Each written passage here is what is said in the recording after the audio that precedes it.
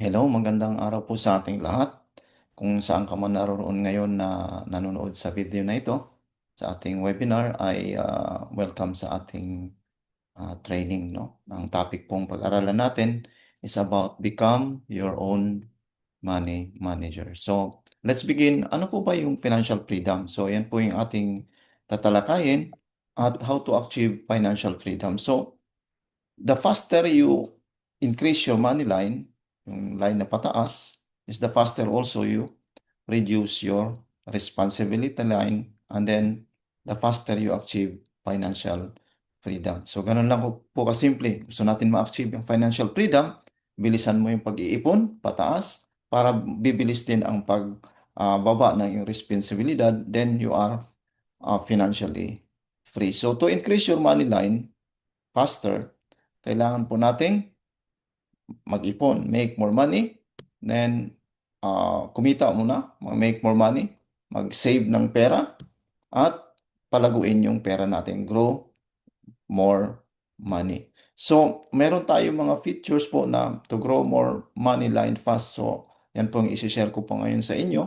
So, according to Albert Einstein, meron pong siya na-discover na rule of 72. You divided 72 by interest rate. For example, the interest rate is 2%.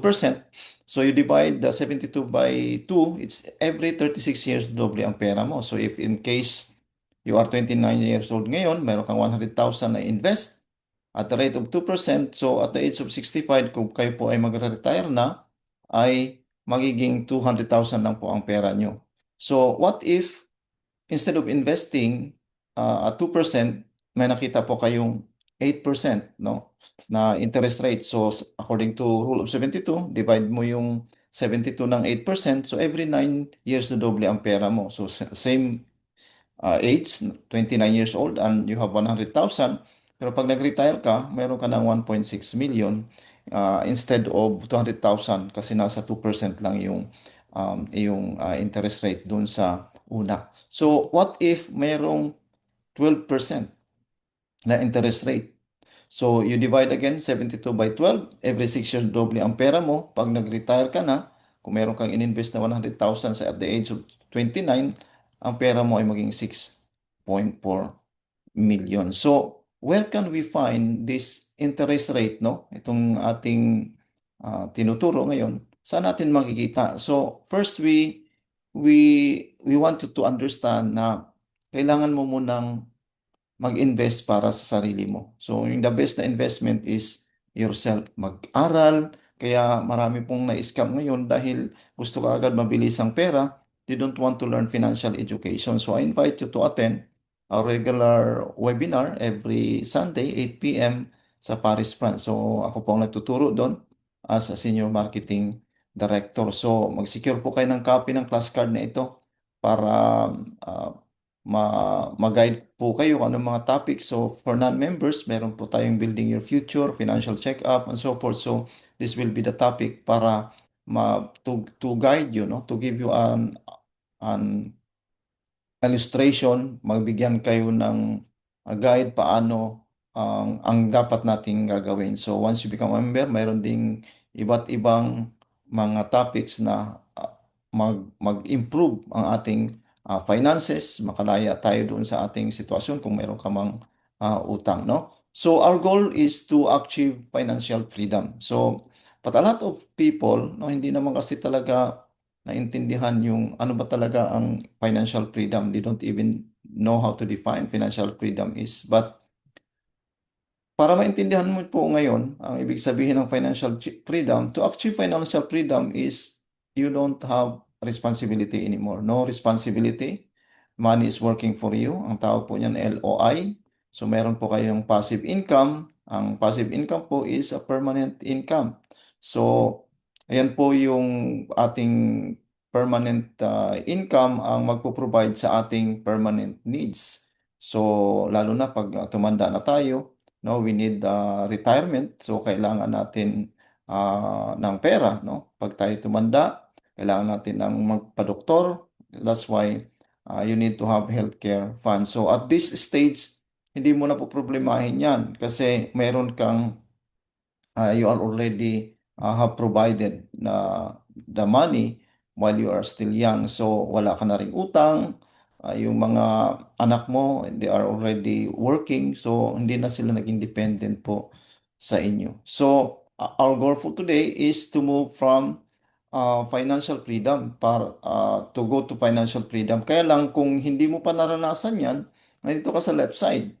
Nasa financial limitation. So pag sinabi pong financial limitation, you still have a big responsibility, you work hard to earn money, and your income is active income. Pag sinabi pong active income, ay temporary income lang po yan. Kailang ang active income mo, or temporary income mo ay pantustos mo sa permanent need mo, such as food, shelter, clothing, education, healthcare, at kung mayroon kang utang, doon lang po napupunta ang ating mga pinaghirapang pera, no? So, ang ating target ngayon sa ating pag-aral ngayong araw na ito is to move from financial limitation to financial freedom. So, ano yung ating gagawin? So, yung tinatawag nating X-curve concept or life story is the concept na sinusunod po natin para makamove ang isang tao na nasa financial limitation to financial freedom. So, two lines nag-intersect each other from down going up, that is wealth line or saving line. Yung line naman from up going down is the responsibility line. So the faster you build or increase your wealth line, the faster also you achieve your financial freedom. So yan po yung ating target ngayon. So how to decrease your responsibility is to increase your savings. Yan po yung step na gagawin natin para ma-achieve natin yung financial freedom. So, we move from financial limitation to financial freedom. So, for example, no, this illustration will give you an idea ano ang kung ikaw ay nasa financial limitation. For example, you are earning 300,000 per year. So, divide mo ng 12, around 25,000 per month. So, that's your responsibility. You need this money to survive for a year. So, in order for us to compute the total amount of responsibility na kailangan natin, you multiply the 300,000 by 20 equals 6 million. Bakit 20? Because you want to offset the inflation. So, to bring down your responsibility, you need to increase your saving line. So, every peso na iyong naipon will deduct, it will be a reduction to your responsibility. For example, yung responsibility right now is 6 million. Pag nakaipon ka na ng 1 peso, so nasa 5,999,999 na lang po. So once you increase your savings to 2 million, ang yung responsibility will decrease to 4 million. And once you increase your savings to 4 million, your responsibility will decrease to 2 million. So once you reach the 6 million savings, ibig sabihin, wala na po kayong responsibility. That's we call the financial freedom. Okay? So, ang tanong ko ngayon is, anong stage na po kayo? Because there are 4 stages in financial life. Stage 1, walang ipon, 6 million responsibility. Stage 2, 2 million savings, 4 million responsibility. Stage 3, 4 million savings, 2 million responsibility. And stage 4, 6 million savings, no more responsibility. So, we need to move faster from stage 0 to stage 4 because there are also risks in life that we need to solve. Ano po yung mga risk na yon? Tatlo po yan. So, what if you live too long? What if you will be disabled? Or what if you die too soon? So, there's nothing wrong kasi to live longer. So, you want to live longer, but the problem is, do you have enough money para mag-survive ka to live longer, di ba? So, kailangan natin ng maintindihan na ito yung mga risk na kinakaharap natin. So, ang solution nito, in case you live too long, dapat meron ka ng investment at saka long term that will take care of you when you get older or when you get sick. Meron na pong finance na magfi-finance doon. So that's why in this financial education na kinoconduct natin, you need to understand what is mutual fund, what is stock market, may PDF, LTC. Yun po ang mga topics na dapat ninyong maintindihan sa ibang mga lecture natin. Now, another case no na pwede nating kakarapin, what if you die too soon, no? Ang bawat isa na gusto naman natin humaba buhay pero meron talagang pagkakataon na talagang maaga kang kinuha ni Lord. So the person who died, wala na siyang problema. But ang iniwan niyang pamilya, yun ang malaking problema. So the problem is, paano kung mayroon siyang mga anak, may pinapaaral pa, maraming mga bayarin, naiiwan ng utang. So ang kakargo doon yung naiwang pamilya. So ang solution natin dito is dapat meron kang life insurance. That's why you need to understand ano bang dapat na klaseng insurance na tama para sa iyo. Hindi, huwag ka lang bili ng insurance na hindi mo alam mo nang makompute kung magkano ba talaga. Mayroon pong method yan. Usually yung dime, no? Meron ka bang utang, no? Yung income replacement mo, meron ka bang mortgage, no? Meron ka bang pinapaaral. So those are the basic ways na paano i-compute yung insurance mo. So we will learn it in our Building Your Future webinar. So this is just an overview. So pangatlong risk is what if nagkaroon ng disability ng breadwinner? Meron ka bang caregiver na magte-take care sa iyo? Meron ka na bang healthcare, no? So that's what you need to know para in case it will happen, mayroon ng healthcare na magpo-provide sa iyo or caregiver na magte-take care sa iyo. So, know the right healthcare provider para sa iyo. So, while we are building this wealth line faster, hindi natin naiwasan na mayroon po talagang mga risk, no? May mga ganitong cases, mga scenario, yung tatlong ito. So that's why we need to move faster, no? We need to do something para mapabilis ang ating pag-ipon up to stage 4 as soon as possible. So, to increase your money line fast, as I mentioned a while ago, kailangan mong uh, mag gumawa ng pera. I mean, magtrabaho, magkaroon ng increase na yung cash flow, yung make more money. Pangalawa, kailangan mo mag-ipon, hindi lang yung trabaho, tapos yung ginagastos mo rin. You need to save more money. And once you save, hindi lang save na walang interest, you need to make it such a way na mag-grow yung inipon mong pera, hindi lang yung nilagay sa alkansya. No? So, in this training, we provide a solution para makatulong sa atin para mas mapabilis yung ating pag-increase ng ating money line fast or even sa ating pag-iipon, no? So, our solution is we provide you a financial solution na kung saan dito sa ating company ay nag-i-educate tayo. But education is not enough. We apply what we have learned. So, through financial solution, we bypass dito po yung tinatawag na middleman, no? We earn from the product that we buy. Kung halimbawa, meron kang gusto mong bumili ng condominium, hindi ka na pupunta sa agent para bumili, ikaw na mismo ang agent sa sarili mong condominium. Kung meron kang bahay sa Pilipinas, kung gusto mong kumuha ng fire insurance, so you are the, no, you don't have to go to the middleman para to buy those products. So, even dito sa ating, if you want to get Kaiser, no, may pamilya ka na gusto mong kuhanan ng healthcare, you will be the one taking care of it, na ikaw yung in charge doon. So one of the financial product that can help you increase also your money line faster is yung Kaiser Ultimate Kaiser Healthcare Builder, kasi ito pong Kaiser kasi ay meron na silang mayroon siyang 3-in-1, no?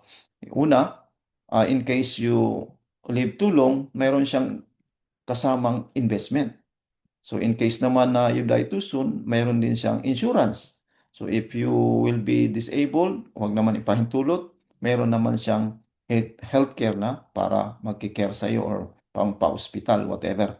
So, if you want to know more the details about this Kaiser, maten po kayo ng ating webinar every Sunday, 8 p.m. dito po sa Paris, France. So mag-comment po kayo dito sa pag na-post ko ito or as the person who invited you kung pinag-view nitong ating webinar para ma-send po natin yung link para sa inyo para maka-attend kayo. Napakaganda po ang Kaiser because isipin nyo, for example na lang, no? Nagbabayad ka lang ng annually na 58,000 or monthly na 5,000 pesos, mahigit 5,800, pero meron ka ng hospitalization na 60,000, meron ka ng personal accident insurance na 450,000. Kung talagang accident ang pagkamatay, double, 900,000. Meron ka pang investment, tumutubo ng maximum nasa 10%, no? Ang per annum from 8 year to 28 years. So, pag hindi pa within 7 years na nagsisave kayo, hindi kayo nagkasakit, yung 85% pa na hinulog nyo, ibabalik pa sa inyo. So, meron kayong makukuha na 1.1 million sa at the end of maturity date. So napakaganda po yung ano na yan. So just watch our or attend our webinar. Okay? We call it long-term care, no, design for healthcare. So kailangan lang po hindi kayo lumampas ng 60, no? Maximum na po yung 60 at or start po ng 10 years old. So pangalawa is meron tayong business solution that creates you multiple passive income. Gaya nung sinabi ko kanina, kayo binaypass nyo ang middleman, kayo na po ang parang hindi naman tayo nagbibenta dito ng hindi tayo naging ahente. But once you share this advocacy natin, once they join and they take the products, meron ding commission na makukuha sa inyo, no? When you engage in the business solution. So it's not everyone who do business in IMG. Yung iba naman ay personal lang, then go ahead. It's up to you. Ang importante, alam po natin na meron palang ganitong options na we can share it to someone. So pangatlo, hindi ka nag-iisa sa business na ito because we have the community support and we have the right environment. So kung maging part ka ng IMG community, meron tayong mga financial advocates, investors, and yung mga kasama natin na willing to support you, mag-guide sa iyo. So kung first timer ka, nahirapan kang gawin ito, meron po tayong mga trainee na trainers na nagtuturo, mag-assist sa inyo, no? Hindi ka mag-iisa. So, pang-apat is if you want to be a part of IMG, mayroon tayong platform na kung saan maraming mga benefits, no? So before nag-start ang benefits ng IMG ng 10 lang, pero ngayon more than 60 na ang ating benefits sa IMG. So para magkaroon din po kayo ng idea ano ba yung IMG, kasi kanina pa akong sabi ng IMG. IMG stands for International Marketing Group na na-establish noong 2002, and it's one of the biggest and fastest growing financial services company sa Pilipinas ngayon, no? Ang IMJ ay nag-offer ng mga financial products and services para matulungan yung mga member ng IMG na maka-create ng better tomorrow at maproteksyonan of course ang kanilang mga pamilya at ang kanilang mga pangarap. So meron tayong different financial centers sa Pilipinas, no? Sa more than 70 cities sa Philippines. At meron din tayong mga financial centers sa iba't ibang bansa, no? More than 60 countries worldwide. So isa na nga po dito na meron tayong mga webinar sa Paris, France every Sunday 8 p.m. So kung if you want to visit our office sa Makati, nandyan po yan sa 6th floor ng Omnis Prosperity Tower sa may Hill Puyat sa may Makati. So ang ating mission ng IMG, may advocacy po tayo. Gusto nating makatulong at mag-create ng wealth para sa pamilya natin, no? Kasi kung ikaw ay sasagana, pamilya mo naghirap pa rin, so no family left behind. So people need to know paano mag-create, mag-make ng pera, and that money will work for you in the future. Kasi kung we work ngayon, pero darating din ang panahon na mahirapan tayong magtrabaho kasi matanda ka na, no? So, we have this mission to create wealth for our families. And the other thing is we have this vision that lead the financial revolution. So, we offer this financial education sa lahat, no? Mahirap, mayaman, wala pong pinipili. Lahat po ay may karapatang mag-aral ng financial education. So, the solution is available to everyone. Ikaw na lang kung gusto mong i-adapt, i-accept yung tinuturo natin ngayon. Okay?